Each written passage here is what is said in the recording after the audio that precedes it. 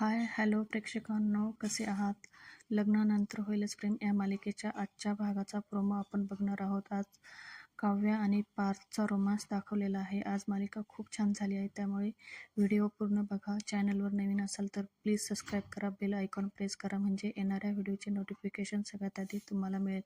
काल आपण बघितलं असतं की पार्थ काव्यासाठी फ्रूट सॅलेड बनवत असतो आणि ते फ्रूट सॅलेड पार्थ रूममध्ये घेऊन आलेला असतो. काव्याला भरवत असतो. पार्थ काव्यासंगे त्यांच्या नात्याबद्दल बोलत असतो, पण काव्या पार्थला मध्येच थांबवते आणि म्हणते, ते नंतर सांगा, आधी फ्रूट सॅलेड भरवा, नाहीतर ते थंड होईल. पार्थलाही खरंच वाटतं की फ्रूट सॅलेड थंड होईल, पण नंतर त्याच्या लक्षात येतं की अरे, फ्रूट सॅलेड तर थंडच असतं ना. मग तो काव्याला म्हणत असतो, सेन्स ऑफ ह्युमर हां. काव्या येथे खळखळून हसते. मग पार्थ काव्याला फ्रूट सॅलेड भरवत असतो. काव्या खूप कौतुक करत देशमुखांना म्हणत असते, कमाल झालं आहे फ्रूट सॅलेड. प्रेक्षकांनो, येथे पार्थ स्वतः पण फ्रूट सॅलेड खाणार असतो, पण काव्या म्हणत असते, नाही हां, तुमच्या वाट्याचं पण मीच खाणार आहे. इथे मग दोघांचा रोमांस दाखवतात. गाणं चालू असतं. दुसऱ्या सीनमध्ये दाखवतात की जीवा एकटाच रूममध्ये बडबड करत असतो. जीवा म्हणत असतो की ह्या नंदिनीच्या मनात नक्की चाललं तरी काय आहे. सोबत आहे पण रूममध्ये नाही. लगेच जीवाला त्याच्या प्रतिबिंबाचा आवाज येतो. जीवाचं प्रतिबिंब जीवाला बोलत असतं की अरे जीवा, तुला नंदिनी पण पाहिजे आहे आणि तुला तुझा इगो पण सोडायचा नाही. असं कसं चालेल? काहीतरी एक सोड ना तू. जीवा म्हणतो, का दरवेळेस मीच का मागे मागे करायचं? प्रत्येक वेळेस मी तिला सॉरी का म्हणायचं? जीवा म्हणतो, आता ना माझा तिच्यावर विश्वासच राहिला नाही, तिच्या बोलण्यावरही विश्वास राहिला नाही. ती स्वतःहून कधी बोलत नाही, कृतीतूनही कधी दाखवत नाही, पण निदान माझ्यासारखे एफर्ट्स तर तिने घ्यावे ना. मी 21 दिवस तिच्यासाठी काय काय केलं. 21 दिवसांचं व्रत केलं, अंड्यानी सॉरी लिहिलं, कपड्यांनी सॉरी लिहिलं. त्या दिवशी ती मला हॉस्पिटलमध्ये चहा घेऊन आली होती, तिला साधं कपावर सुद्धा सॉरी लिहिता आलं नाही. जीवाचं प्रतिबिंब जीवाला म्हणत असतं, अरे जे तुला जमतं ते तिला जमलंच पाहिजे, असं काही आहे का? जीवा म्हणतो, तुला जीवाचं प्रतिबिंब जीवाला म्हणतं, तुला तुझ्या मोठ्या भावाने काय सांगितले ते तू विसरून गेला का? अरे, तुझ्यासाठी ती तिच्या बापासंगी सुद्धा भांडली, ते विसरलास का तू? जीवाचं म्हणणं असतं की अरे, वेळ आणि माणूस निघून गेल्यावर तुम्ही किती एफर्ट्स घेतले तर त्याचा काय फायदा असतो. जीवाचं प्रतिबिंब जीवाला म्हणतो, तुमचं लग्न झालं तेव्हा तिच्यासंगी तू कसा वागला हे तू विसरून गेला का? तू कधी तिच्या मनाचा विचार केलास का? तरी ती तुझ्याबरोबर राहायचीच ना. पण तू कधी तिला सॉरी म्हणला होता का? जेव्हा म्हणतो, अरे मान्य आहे ना, मी चुकलो होतो, म्हणून तर मी तिला मनवण्यासाठी 21 दिवसांचं व्रत केलं होतं ना. आणि त्या रात्रीला काय काय बोलली होती ती मला? जीवाचं प्रतिबिंब म्हणतं, अरे भावा, काय दिसत होती रे ती त्या रात्री? जीवा सगळं विसरून लगेच, हो रे, मीच तिच्या केसांमध्ये चंद्रकोरीसारखा गजरा माळून दिला होता आणि काजळ लावून माझं काळीज काबीज करत होती, गोड हसत होती, दारू चढलेली माझी चकाचक बाई. जीवाचं प्रतिबिंब लगेच म्हणतं, माझी. जेव्हा म्हणतो, तुझी नाही रे, माझी आहे. जीवाचं प्रतिबिंब येतं खळखळून हसतं. जेव्हा म्हणतो, तू माझी फिरकी घेतोस काय? अरे, त्याच दिवशी जर ती म्हटली असती ना, तुम्ही जिंकला.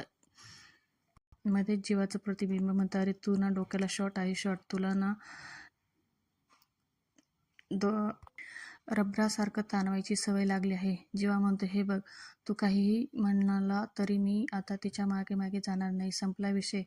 जीवाचं प्रतिबिंब म्हणतं, अरे आपली नवऱ्याची जात आहे, तुझा मोठा भाऊ नाही का गेला त्याच्या बायकोच्या मागे मागे? तेवढ्यात तेथे नंदिनी येते. जीवा म्हणत असते, तो दादा आणि काव्याचं उदाहरण देऊ नकोस, त्यांची गोष्ट वेगळी आहे. जीवाचं प्रतिबिंब म्हणतं, अरे काही वेगळं नाही, वेगळी तर तुझी बायको आहे. जीवाचं प्रतिबिंब म्हणतं, बघ आली तुझी नंदिनी. नंदिनी जीवाला एकट्याला बडबड करताना बघून थबकते आणि तिला आठवतं की जीवा त्यांच्या घरी होता तेव्हा गार्डनमध्ये असाच एकटा बोलत होता. नंदिनीला शारदा म्हणत होती, अगं जीवाला तुझा भास होतोय म्हणून तो असा एकटाच बडबड करतोय. पण नंदिनीला वाटतं की जीवाच्या डोक्यावर परिणाम झाला आहे. नंदिनी म्हणते, हे काय यांच्या डोक्यावर गेल्यावेळी सुद्धा असंच स्वतःशीच बडबड करत होते. जीवा नंदिनीला बघून खूप खुश होतो आणि मनातल्या मनात म्हणत असतं की आली आता ही रूममध्ये येणार. नंदिनी लगेच त्याला म्हणते, मला तेवढी उशी आणि चादर मिळेल का? जीवा विचारतो, का पाहिजे तुला? नंदिनी म्हणते, ते मी खाली झोपण्याचा विचार करत आहे. जीवा म्हणतो, का? जीवा म्हणतो, आपण बेडच्या मध्ये डिवायडर टाकला आहे ना, मग तुला खाली का झोपायचं आहे? कारण याआधी मी खाली झोपत होतो ना, मग आता तू का खाली झोपते? नंदिनी म्हणते, अहो तसं नाही खाली झोपायचं.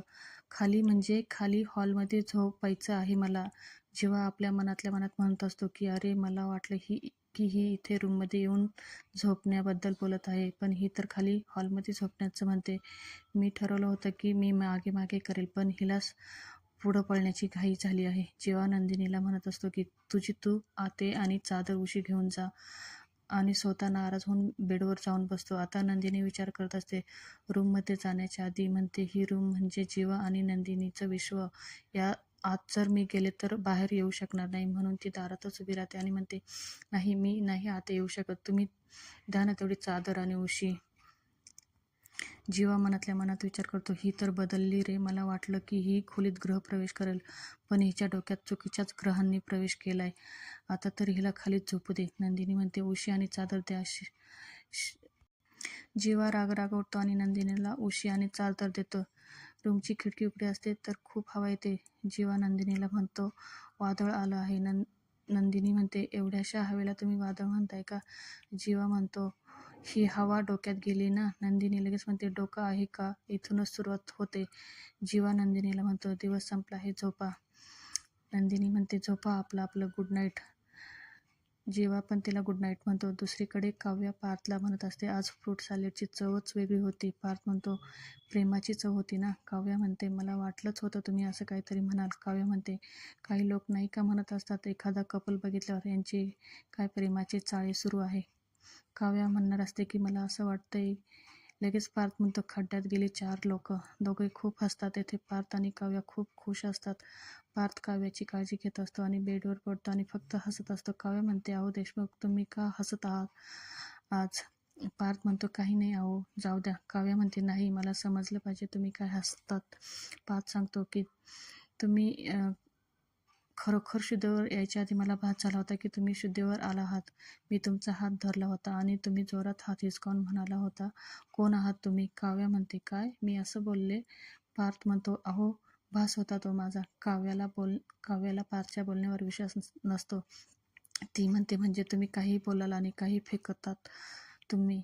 खरंच मला भास झाला होता तुम्ही शुद्धीवर यायच्या आधी आणि असं बोलला होता मला. मला असं वाटलं की तुमची मेमरी लॉस झाली आहे. आणि दोघेही खूप हसतात आणि काव्य म्हणते, तुम्ही लहानपणी आईबरोबर खूप सिरियल बघितलेल्या दिसताय. हे सगळं सिरियलमध्ये होत असतं. हे आपली रिअल लाईफ आहे. सिरियलमध्ये दाखवतात ना, एखाद्याची मेमरी लॉस होते आणि परत काही दिवसांनी त्याची मेमरी येते. ते तिकडंच होत असतं, आपल्याकडे नाही होत असं काही. काव्या पार्थला म्हणत असते, आपली लव्ह स्टोरी ना आत्ता सुरू झाली आहे ना. लव्ह स्टोरीचे भरपूर सीझन येणार आहेत, पार्थ म्हणतो, आणि आपले फॅन्स ते एका रात्रीत आपले ब्रेन वॉश करून टाकतील. प्रेक्षकांना येथे पार्थ आणि काव्याचा रोमांस दाखवतात. मस्त छान हवा सुटलेली असते. पार्थ म्हणत असतो, आपल्यासारखे असे कितीतरी कपल्स असतील जे आपल्या पार्टनरसोबत प्रेम करत असतील. तुम्हाला काही अंदाज तुम्ही सांगू शकता का किती असतील? काव्य म्हणते, खरंच सांगू का? पार्थ म्हणतो, जनरल नॉलेजचा प्रश्न केमिस्ट्रीकडे चालला आहे. काव्य म्हणते, बरोबर. सांगू की खोलात जाऊन सांगू? पार्थ म्हणतो, खोलात जाऊन सांगा, पण आधी खोलीचा दरवाजा बंद करा, कारण नवऱ्यावरचे प्रेम फक्त नवऱ्यानेच बघावे, बाकीच्यांनी नाही. काव्या म्हणते, अहो देशमुख, खुल्लम खुल्ला प्यार करेंगे हम दोनों. आज काय खरं दिसत नाही आमचं. तुमच्या गाडीची ब्रेक फेल झालेली दिसताय. काव्या म्हणते, काय करणार, इतक्या दिवस गाडी खूप स्लो चालली होती ना, आता स्पीड वाढवायला हवं ना. पार्थ उठतो. प्रेक्षकांनी इथं पार्थ आणि काव्या एकमेकांकडे खूप प्रेमाने बघत असतात. मग पार्थ उठून खोलीचा दरवाजा बंद करायला जातो तर तो बघतो नंदिनी सोफ्यावर झोपण्याची तयारी करत असतो. पार्थ काव्याला बोलवून घेतो आणि नंदिनी काय करते दाखवतो. प्रेक्षकांना काव्या हे सगळं बघून शॉक होते आणि म्हणते, अहो देशमुख, ताई अशी बाहेर का झोपत आहे? पार्थ म्हणतो, मला पण काही अंदाज नाही. खरं तर नंदिनी मला म्हटल्या होत्या की जीवासोबतचं त्यांचं भांडण सगळं मिटलं आहे. काव्या म्हणते, तुमची ही रिअल फ्रेंड खरं बोलते की खोटं हे लगेच सिद्ध होईल. आणि काव्या नंदिनीला फोन करते. नंदिनी फोनवर बोलते. काव्या, काय ग काव्या? नंदिनी म्हणत असते, काव्या म्हणते, ताई मी तुला डिस्टर्ब नाही ना केलं. नंदिनी म्हणते, नाही गं, त्यात डिस्टर्ब काय होईल.